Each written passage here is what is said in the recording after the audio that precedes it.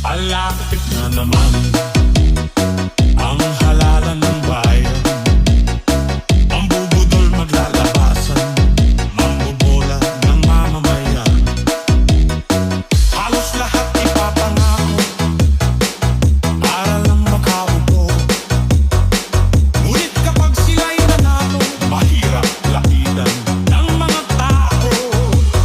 Sa darating na halalan, ating pagkatatandaan, maraming mga politiko bibilhin ang inyong mga boto.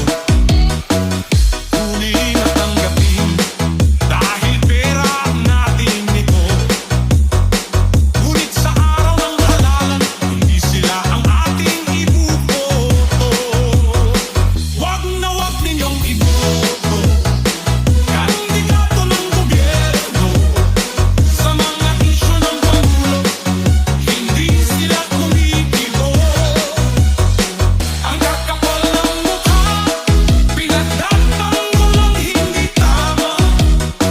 Mga walang paninindigan, kawawang ang mamamayan.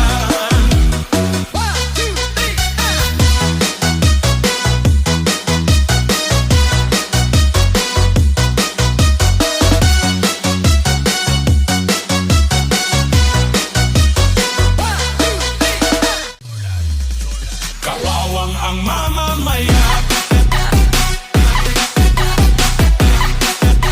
Kawawang ang mamamayan. Kawawang ang mamamayan. Kawawang ang mamamayan. Alapit na naman ang halalan ng bayan. Ang bubudol maglalabasan, mambobola ng mamamayan. Halos lahat ipapangako para lang makaupo. Ngunit kapag sila'y nanalo, mahirap lapitan ng mga tao.